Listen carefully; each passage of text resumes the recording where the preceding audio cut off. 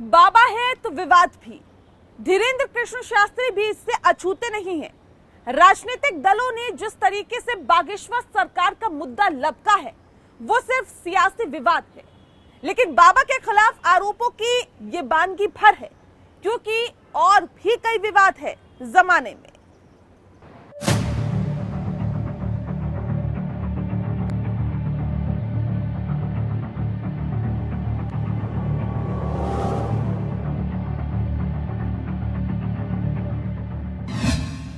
राम रहीम, आसाराम, रामपाल, बाबा लोग के 3 बवाल।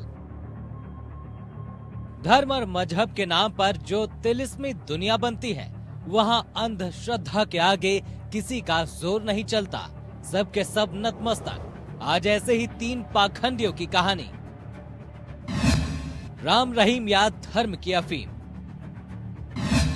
डेरा प्रमुख या गैंग लीडर। हरियाणा के डेरा सच्चा सौदा के चीफ रहे गुरमीत राम रहीम को जेल गए तकरीबन 6 साल हो चुके हैं।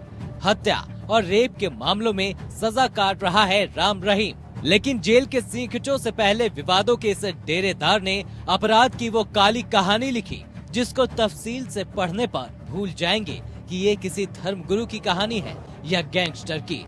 हरियाणा से लेकर पंजाब तक फैले डेरे के समर्थकों की बदौलत गुरमीत राम रहीम ने अपने दौर के ज्यादातर राजनीतिक पार्टियों को घुटने के बल ला खड़ा किया था। शायद ही ऐसी कोई पॉलिटिकल पार्टी रही हो जिसने उस दौर में गुरमीत के दर पर मत्था नहीं टेका हो। वजह साफ थी, वोटों के लिए सब माफ था। लेकिन कहते हैं पाप का हर घड़ा एक रोज जरूर भरता है। गुरमीत राम रहीम अब अपने किए की सजा भुगत रहा है। सतलोक आश्रम की काली कहानी।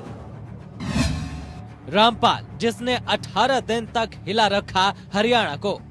हरियाणा के करौथा और बरवाला में हुई हिंसा में सतलोक आश्रम चलाने वाले रामपाल का नाम सामने आया था। 2006 में करौथा के सतलोक आश्रम के बाहर आर्य समाजियों की भीड़ जुट गई थी।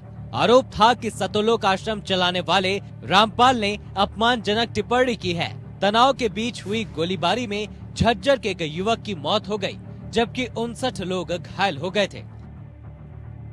रामपाल की गिरफ्तारी हुई और आश्रम सील हो गया।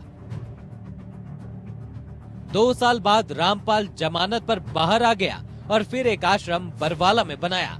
लेकिन पुराने केस यानी करौथा कांड की जांच की मांग फिर हुई तो कोर्ट ने रामपाल की जमानत रद्द कर दी। रामपाल अदालत में पेश नहीं हुआ। ये वाकया नवंबर 2014 का है। रामपाल की ताकत का अंदाजा इसी से लगा सकते हैं कि बरवाला आश्रम की दहलीज पर खड़ी हरियाणा पुलिस को उसे अरेस्ट करने में 18 दिन लग गए थे। गोलीबारी भी हो रही थी और हथगोले भी फेंके गए थे। बरवाला हिंसा में 5 की मौत हुई थी।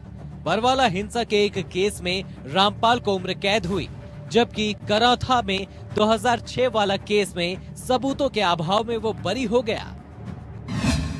आसाराम का आपराधिक झांसा।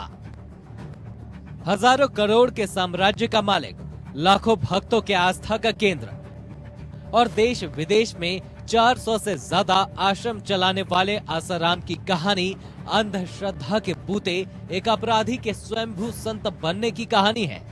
आसाराम की काली कहानी में इतने पन्ने हैं कि किताब कम पड़ जाए। फिलहाल शिष्याओं के साथ रेप के 2 मामलों में आसाराम जेल काट रहा है। उम्र कैद काट रहा आसाराम फिलहाल पक्की उम्र के उस मोड़ पर है जहां आगे की जिंदगी या तो सलाखें हैं या फिर ऊपर वाले का बुलावा।